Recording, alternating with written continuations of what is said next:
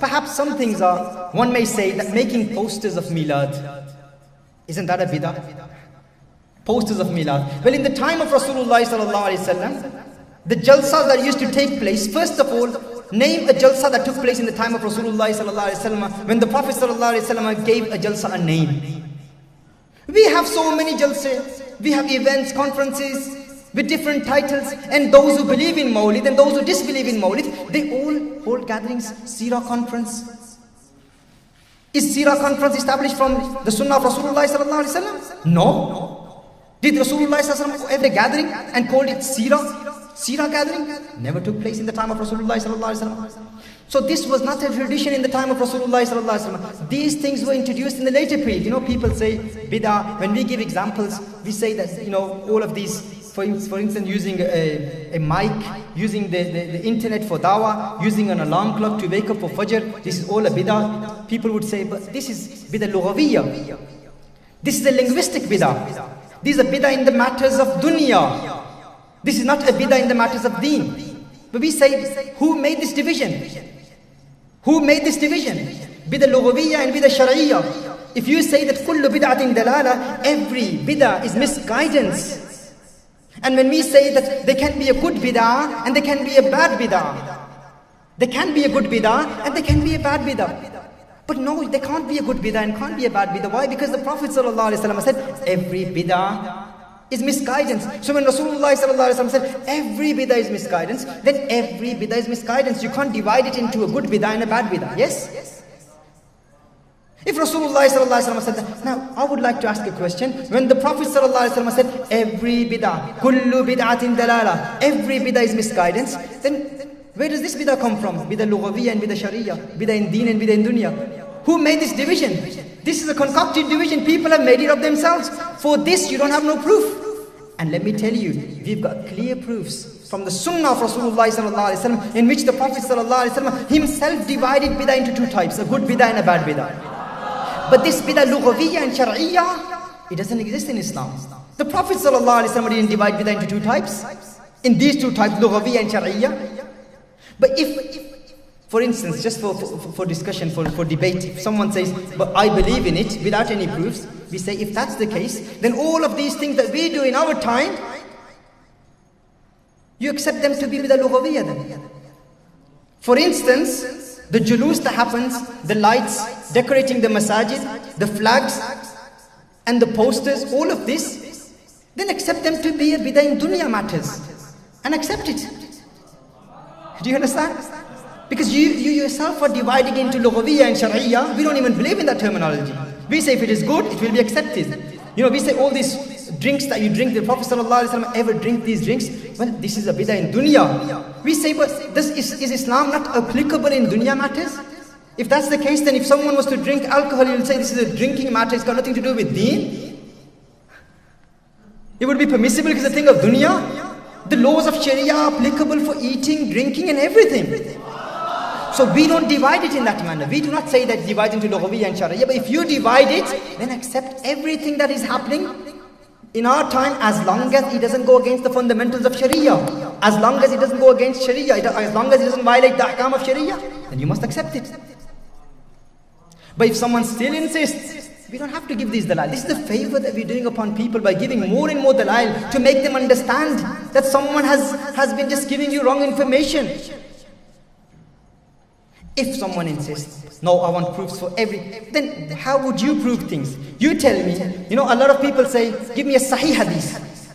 Sahih hadith. I only take from Quran and sahih hadith. You hear that, don't you? Common statement. Sahih hadith. What is sahih hadith? Define a sahih hadith. They will say, if someone has studied the definition of sahih hadith, they'll say, sahih hadith, mattasala sanaduhu binaqlil adili, anil adali dabiti, min ghayri shuzuzin wala illatin. This is the definition, the Arabic definition. Now, I would like to ask you a question. If you say this is the definition of sahih hadith, who made this definition of sahih hadith? This definition of sahih hadith itself is a bid'ah. This was not made in the time of Rasulullah sallallahu alaihi wasallam. The companions did not make this definition of sahih hadith. So So to say that I only take from Sahih Hadith, if someone says that, we would like to ask them this question. Sahih Hadith? You want a Sahih Hadith? Define a Sahih Hadith. The moment they give a definition of Sahih Hadith, ask them, prove this definition of Sahih from a book of Hadith. From the Quran. You cannot prove it from the Quran. You cannot prove it from the Hadith. You know the differences, the different kinds of books that we have in the Hadith literature. For instance, not only Sahih. You've got Hadith Mutawatir. You've got Khabrul Ahad. You've got Mudallas. You've got Mu'an'an. You've got Mu'annan. You've got Mu'allaq. Mu'adal. Mu'allal. Mutawatir. Khabrul Ahad. Mutawatir Lafzi. Mutawatir Ma'navi. All of these definitions of Hadith. Did the Prophet ﷺ mention these? Can you find these definitions of Hadith? Can you even find these titles in the books of Hadith? No. It is a bid'ah. Undoubtedly this is a bid'ah. But it is a good bid'ah. All these okay, this fard, you know this, you've got fard. You do mention that, don't you? Everyone knows that. Okay, these titles, you probably never heard of these before. But every scholar knows this. The division of the books of Hadith. You've got Mustadrakat, you've got Mustakhrajat, you've got Ma'ajim. These are different books of Hadith. Musnad, Masanid.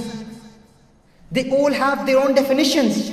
Did the Prophet ﷺ tell the companions, compile my narrations and call them a musnad, ma'ajim, mustakhrajat, mustadraqat? Rasulullah ﷺ never said this. All of this is a bid'ah. And if we are accepting all of these bid'at and all our hadith literature is based on this bid'ah. Not only that, fard. What is the definition of fard? ما ثبت وجوبه بدليل قطعي لا شبهة فيه. Fard is something, the obligatoriness of which is established from a definitive source of legislation, a definite source of legislation in which there is no doubt, there is no possibility of ambiguity. That is fard. What is wajib? ما ثبت وجوبه بدليل ظني وفيه شبهة. Did the Prophet ﷺ define fard in this manner? Is this definition made by Rasulullah ﷺ? No. Did the companions define it in this way? No. This is a bid'ah. And there is no doubt that this is an innovation. And everyone believes that this is an innovation. And if this bid'ah can be accepted as Biddat Hasanah, then why can't we accept Mawlid Un Nabi sallallahu alaihi wasallam? How do we prove the permissibility of all of these things? They say, okay, but Islam says, Ballighu anni walau ayah. The Prophet sallallahu alaihi wasallam said, convey from me even if it's one verse, even if it's one single ayah, convey it. Rasulullah sallallahu alaihi wasallam said this.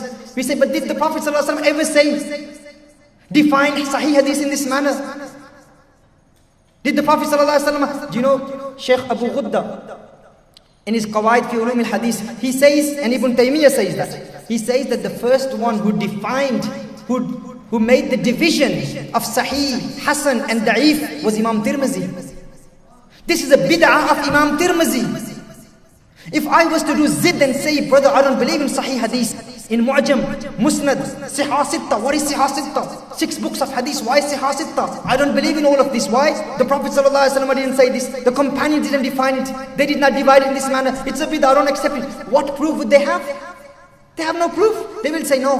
The Quran says, convey the message of Islam. Kuntum khayra ummatin ukhrajat lin-nas ta'muruna bil ma'ruf wa tanhauna 'anil munkar. The Prophet sallallahu alaihi wasallam said, ballighu anni walau ayah. So to convey the message of Islam, to preserve the deen, this is why we have to do it. We say to preserve the deen. We can introduce bid'ahs. Then to preserve the honor of Rasulullah sallallahu alaihi wasallam, why can't we hold the gatherings of Mawlid Un Nabi sallallahu alaihi wasallam? You see? How many spari are in the Quran? 30? Brothers, this is a bid'ah. This is an innovation. 30 spari. And I'm not giving you any examples of bid'ah lughawiyya. I'm giving you examples directly from things which are part of our deen. Is Quran deen or not? So I'm not giving examples of a microphone. Even though this computer, using the internet to give dawah, all of that, we accept that. But if someone says, no, give me examples within deen, then the 30 spari of the Quran, 30 ajza of the Quran. Did the Prophet ﷺ divide the Quran into 30 ajza? Did any Sahabi do it? Did any Tabi do it? Did any Tabu Tabi do it? No, this was done after Atba'u Tabi'een. In the time of Rasulullah sallallahu alaihi wasallam, 114 surahs. That's it. 30 ajza of the Quran is a bid'ah. But no, it's easier to memorize it. You know, this is something that makes it easy it is for a good thing. Then we gather our children and our brothers and sisters in the gatherings of Mawlid so that they can learn the seerah of Rasulullah sallallahu alaihi wasallam. That is why we hold the gatherings of Mawlid. There's a good purpose, here there's a good purpose. Simple, isn't it? Many more adillah can be given. This is something, brothers and sisters, in Islam. We need to inform people about the life of Rasulullah sallallahu alaihi wasallam, the beautiful character of Rasulullah sallallahu alaihi wasallam. And our gatherings of Mawlid, undoubtedly it's important that we prove the permissibility of Milad Un Nabi sallallahu alaihi wasallam. But we also need to inform people about the beautiful character of Rasulullah sallallahu alaihi wasallam.